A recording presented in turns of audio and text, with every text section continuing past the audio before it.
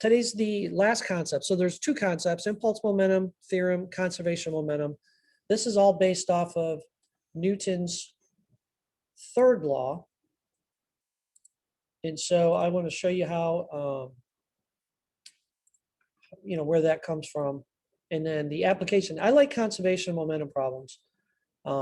They always involve collisions, which are not always positive, but I don't know, something about the solutions to these. I've always enjoyed them for some reason. This is the conservation of momentum. It's one, there's four conservation laws in physics. Conservation of momentum, conservation of mass, conservation of energy, and then conservation of angular momentum. But those are the four conservation laws in physics. And so this is our first attempt at one. We'll do conservation of energy after spring break. Conservation of angular momentum, I honestly don't remember if it's in the rotational motion unit or not. But we've never done it in class, so it'll be a new chapter for us because we've never been able to get to that unit before the AP exam. But this is Einstein, right? And I don't know if that's his actual writing or someone just overlaid onto the chalkboard, right? But basically it just says momentum of a system does not change before, however much momentum there is before a collision, there has to be the same amount of momentum after the collision. We know that momentum, we've talked about momentum last week, mass times velocity. We know that it can help us understand collisions, quantity of motion, right? Mass times velocity, P equals mv. Units, no special unit for momentum, right? This was the same slide we had last week, just to refresh your memory, because we don't care about the impulse now, right? The force times time, we know that occurs when there is a collision, but we care about the momentum each object has.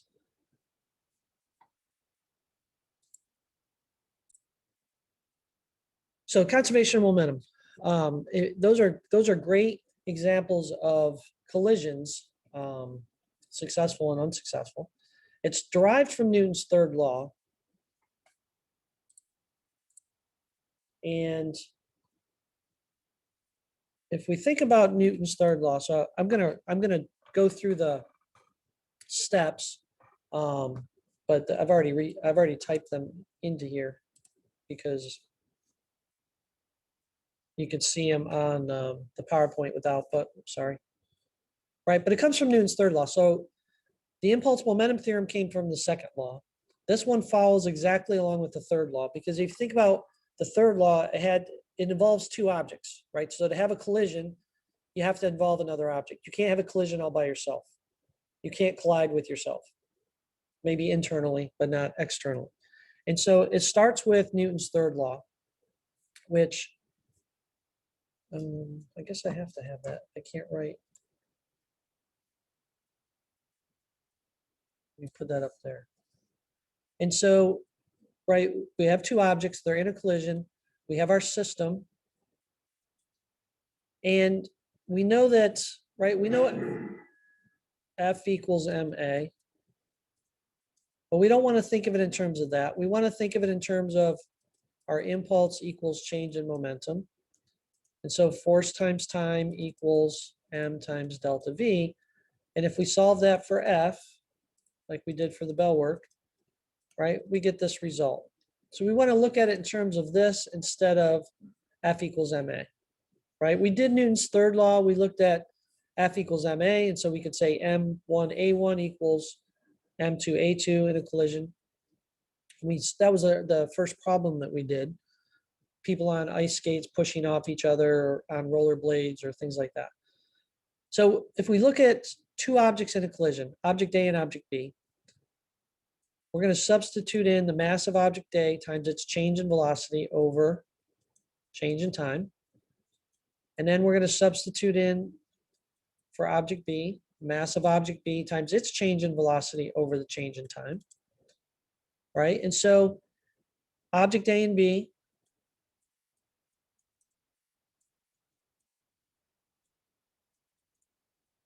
are in a collision together.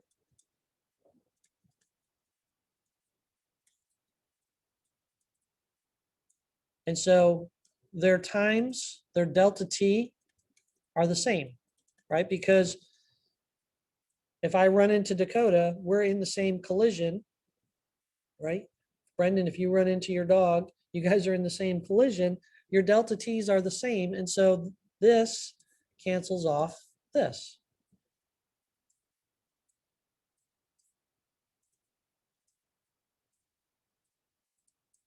Right? And so the delta t's go away because it's the same delta t for both object A and B because they're in the same collision. And so now I have m times A, or m times A, the mass of object A times its change in velocity. Well, that is really the change in momentum of object A. And mass of object B times its change in velocity is really the change in momentum of object B. Right? And so if I bring them both to the same side,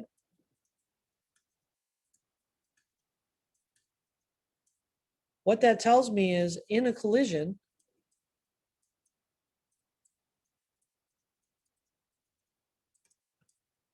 the gain or loss of momentum from one object is going to be compensated by an equal amount of gain or loss of the other object because the net change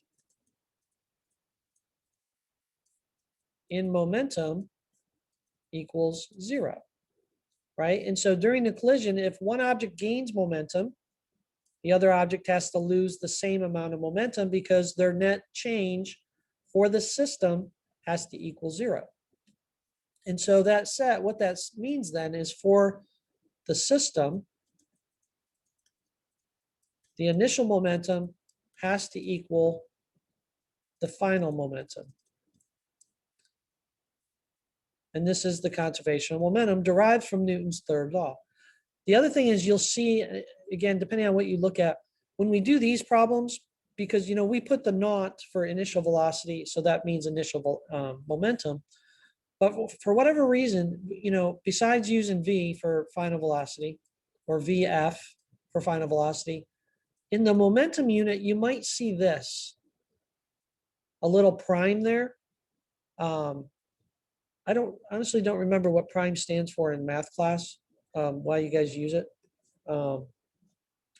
But a lot of times in the momentum unit, we use that to represent the final, derivative. That's what I was thinking, but it's been way too long for me to start talking calculus. That was 1990, last time I took a calculus class. So this is the conservation of momentum. So this is the big idea, right? Momentum is conserved. This unit has two big ideas. Impulse momentum theorem, right? The change in momentum of an object is equal to the impulse applied to the object. That's the big idea. But then we had the nuts and bolts equation. The other big idea, conservation momentum. The momentum of the system before a collision has to equal the momentum of the collision after the collision. Now, generally, again, you can have, this could be 2, 3, 4, infinite number of objects. Generally, we only look at 2. And so kind of I don't know where I came up with this idea of nuts and bolts equation. Like I always say, this is the CEO of the company, the big idea. These are the workers, the people that actually do something. Not to say if your parent's a CEO, not to say that they don't do anything, but you're right. The product gets made by the nuts and bolts. And so the working equation, and you can use A's and B's or 1s and 2s, but you take the mass of object 1 times its initial velocity, and you take the mass of object 2 times its initial velocity. And so that would be the momentum of the system before the collision, right? The momentum of each object individually added together. And then the final momentum of each object, right? And for a 2-object system, this would be our equation. And if there was 3 objects, then you'd have a third term on the left and a third term on the right. And so this is what I consider the meat to solving the problems. applying this idea. So that's kind of the conservation of momentum and where it comes from. So really it's application of that to problems, which is the next step. Any questions on that? Resume. And so basically I typed everything out, right? Where it comes from, probably the exact same thing I wrote. If not, it can be derived a couple different ways. Yeah, it looks like exactly what I wrote, right? The total momentum change of the system has to equal 0, and then momentum is conserved for the system before and after the collision. The gain of one object's momentum has to be equal to the other's loss of momentum. And so this is kind of what we, even though this proves the conservation of momentum, this is really what we start the problem with. And then, like I said, what we do is, that's the big idea, but my nuts and bolts equation. And we generally don't, you could write it with P's, and that's where that prime came from as well. You see that? We generally just substitute in the MVs right away. And you go from this, the big idea, to this, the main equation. And then it's just taking the problem and saying, okay, what's 0, what's not 0, what's negative, right? Taking into account direction for things moving to the left. If it's not moving before the collision, then its velocity is 0. Sometimes they collide together. And sometimes they just bounce off each other, yeah? Right? And so explosion problems are very popular conservation momentum problems, where the whole left-hand side of my equation would be 0 before you ignite the TNT that makes the cannonball move to the right with that 5 times its velocity, right? And then this is 100 times its velocity. It's going to be 1/20th the velocity because it has 20 times the mass. Same with if you play pool, right, or billiards. Those make great collisions. They're very hard, rigid materials. I don't know what, honestly, what that, I always mean to look that up and then I forget what they're actually made out of. But they make great collisions. And it's, if you play pool, then you're constantly using this idea of momentum because you're hitting the cue ball to hit the next ball. And then you're playing angles, right? And so you're doing all these two-dimensional momentum collision problems every time that you hit the ball. If you're not hitting it straight on, which we rarely ever do, we're always playing angles. And that's why if the one ball ricochets off to the right because of where you hit it, right, the cue ball is going to go off, well, for you, left and right, it's going to go off in the other direction, and the momentum of that would have to still equal whatever it started with. And so in this case, you see the yellow ball moving to the right. I don't know if that's red or green, but it's moving to the left, and that's why that's negative, right? And then they collide, and then this one is negative because it's bouncing back, and this one moving to the right. This one was interesting because I was trying to find an animation that showed you this, but I couldn't. But I found this one because if they have the same mass, which the cue ball has slightly different mass, if you've ever played at a place where you have to pay for money, right? That's how, that's the only way I can figure out that the cue ball knows to come out a different location, is it must have something in there that triggers that, hey, this is the cue ball, to return it to a different area. But if they have the same mass, you see when they hit the cue ball, it hits this ball, this one stops dead, and that one moves off with the same velocity this one had after the collision. And that's a perfectly elastic collision, which is what we'll talk about tomorrow. Set up from the picture, what, take into account all the initial velocities in the what's happening after the collision, and you get the setup where this would then equal 0, and then you could solve for the final velocity, right? Knowing, and so all you need to know is their masses and how fast that initial one was going.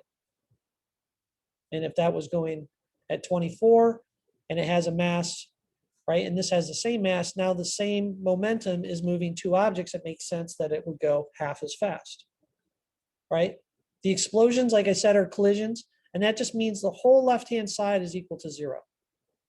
So you have an object that explodes into pieces, right? If one piece moves to the right at this velocity, the other piece has to move to the left with that velocity. Now we can apply the conservation momentum to 2 dimensions, but we're not going to, at least today.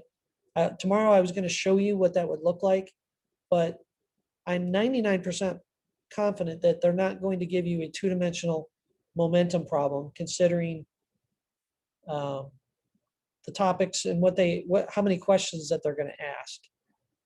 And since the amount of math that you're going to do is even less now that part 2 is 25 multiple choice, there's only 2 free response, right? A lot of your problems are going to be conceptually or explaining anyway for the 2 free response problems. But in this case, right, if this is not moving, then it's 0 on that side. One of these would have to have a negative velocity, right? And so M2 is moving to the left, so that's negative, and I just put it out front. And so again, it's the setup. A rocket works because of the conservation momentum. Here you have the rocket before it fires its thrusters, and that hot gas comes out, right? And it follows Newton's third law. We talked about this before. The force the rocket exerts on the gas, that's what makes it come out at high speeds, because the gas molecules are really small. And then the rocket, which is really massive, is also being exerted, a force is exerted by the gas molecules on the rocket, but it's really massive. So that's why it looks like it's barely moving.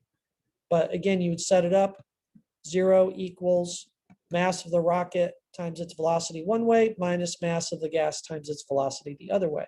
And so something that's not moving and then explodes, like this is considered an explosion problem. Right? And so that hot gas coming out really fast, small mass, bigger mass, not so fast a velocity. So that's the concept. All right, so let's do a couple problems. And again, it's really the setup, because the math is about as easy as I think we've done in a long time. So in this problem, you have Granny and Ambrose, her grandson, on roller skates, skating around the rink. She's moving at 6 meters per second. She has a velocity of 80, or a mass of 80. She collides with Ambrose, picks him up, and they move off together, right, without stopping or slowing down. But now they have the same final velocity. And so, again, this is how you want to set up these things. You got to decide what's going to be, if you want to use mass 1, mass 2, or you want to use G for Granny and A for Ambrose, however you want to do that. I would say just use 1s and 2s, but that's up to you. Right, and then initial velocity 1 was 6. Initial velocity 2 was Ambrose, he wasn't moving. And we know that their final velocities are the same because they're moving together here as one object. And so I'm just going to call that V. Right, and so the givens are really easy in these problems because it's just mass and velocities. So then I say the big idea is the momentum of the system before has to equal the momentum of the system after, right? But the nuts and bolts equation, M1V01, M2V02, and the same thing for after. At a bare minimum, if you don't write the big idea, you definitely should start with that. If you skip both those, then you definitely wouldn't. I can't imagine you would get full credit for it. So you start out with this every problem, right? 2 objects, 2 terms, 3 objects, 3 terms, 4 objects, 4 terms. We're only going to have 2. Again, why have 3 when it just makes the problem longer? And if you really understand the concept, then, right, in a limited amount of time on an AP test, that would be silly to do that. So now what you want to do is you want to look at the initial conditions. And I know that he's not moving to begin with, so that term becomes 0. And then I know that they have the same final velocity. So, right, we're going to call that V. And so I'm going to factor it out. And this becomes my working equation, right? And so I want to go from the original equation to the the working equation based on condition, and then we're trying to find V, so I'm going to divide both sides. Why can you factor out a V when they're different?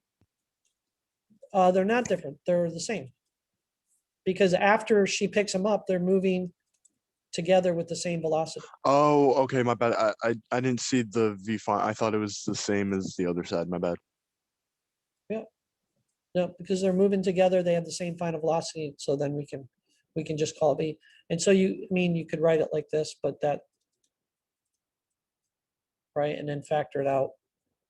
And so you want to go from this to this based on conditions, right? This takes into account the conditions of the problem, and then solve for your unknown, so your manipulated equation, and then plug in your numbers. You want to make sure all your masses are in kilograms, all your velocities are in meters per second. This is one of the few times where technically your masses, as long as they're all in the same unit, right? If they were all in grams, you could leave them all in grams.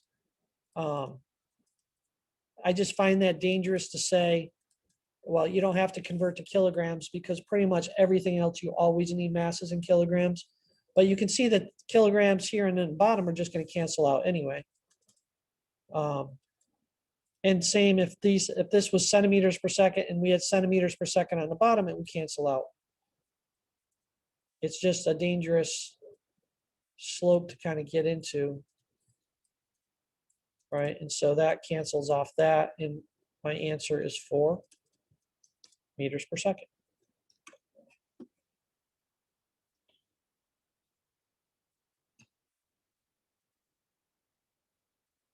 Here we have 2 bumper cars. Bumper cars are a great example of collisions, right? If you're in a, usually they're all the same size, but I happen to find this problem where they, for some reason, had different size bumper cars. And so the other thing is with sometimes they'll tell you that like the mass of one is m and the other is a factor of that. And I think this one has, this mass is m and this one is 4 times as large. Obviously, in a real life, these would not be in the same play area. But the small bumper car has a mass of m and a velocity of 6, collides head on with a large bumper car with a mass of 4 times that mass. So if you don't like working with variables, then make up a mass, say m is 2, and then if this is 2, this is 8, right? Or you'll see that the m cancels out and it doesn't matter what the m was to begin with, it's the factor that's important. Turns out that after the collision, the larger bumper car moves back with a velocity of 2. So this one's initially not moving, and then it moves to the right with a velocity of 2. What is the total momentum of the car system before? What is the velocity? What velocity does a small bumper car have after the collision? So to answer this question, actually, do I? Okay, let's get that back. The total momentum of the 2-car system before, right? So momentum initial is the momentum of car 1 plus car 2. But it doesn't even say it, but we know that this car is not moving to begin with. And so all the momentum of the system is simply the momentum from the little guy, which without knowing a number, right, would be that momentum. What velocity does a small bumper car move after the collision? So we know the momentum of the system, and you can just write it like this. You don't have to write it, or you could put the prime there.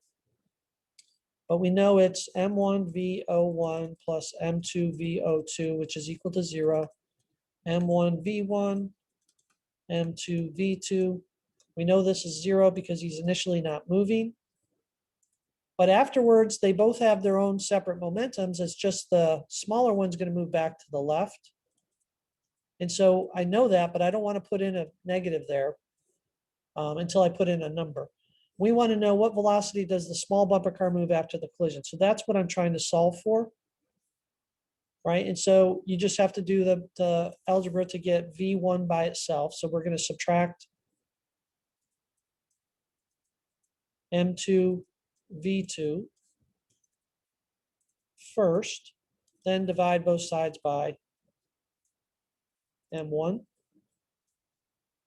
to get this as my working equation, where now I can just plug in what's given to get my answer, right? And so you start with this based on condition.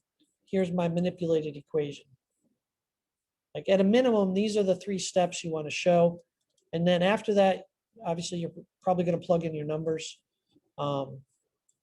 That's M, this is 6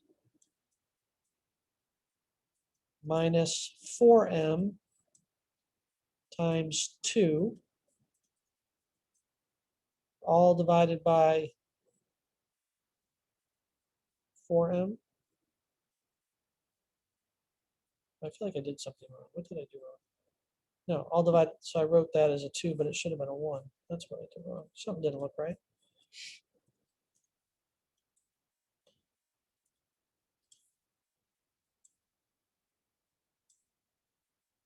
Right, and so 6M minus 8M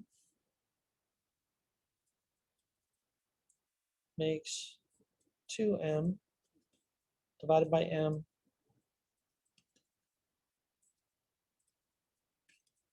I get -2 meters per second.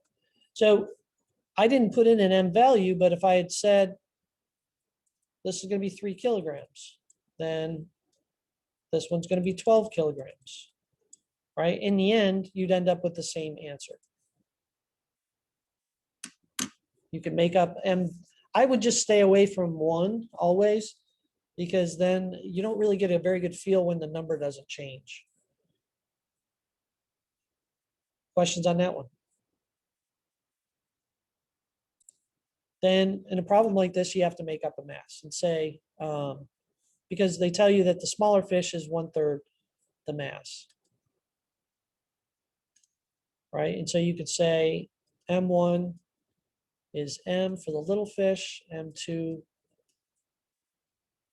would have to be 3M, right? Or you could say if M1 is the big fish, the little fish would be 1/3 M. I would do it like this and say this one is M and this one is 3M to stay away from fractions, but that's up to you. But again, the whole idea is we know that the initial velocity of, so if this is, we'll call this one the big guy and this is the little guy, 1 and 2. VO1 is 2 meters per second. VO2 is 0. And again, they have the same final velocity. PO of the system is equal to PF of the system. And then write out this step. And then cancel off what you can cancel, that's 0. So in this case, we know he's not moving. So we know all the momentum is the big fish. And then we know that he eats the little fish. So they have the same velocity, right? And the mass of the big fish is now a little bit bigger. So again, you're either playing with M's or you're putting in a number for M. If this is 3 kilograms, this is 1 kilogram, right? But in the end, it's how you want to set it up. A lot of times, though, that they're gonna give you no mass, and they're gonna make it one is M and one is 2M, 3M.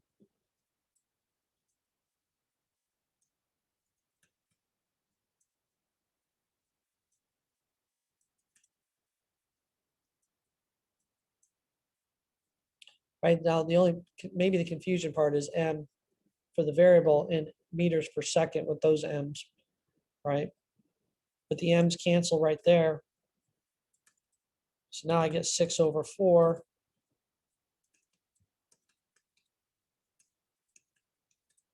I get 1.5 meters per second.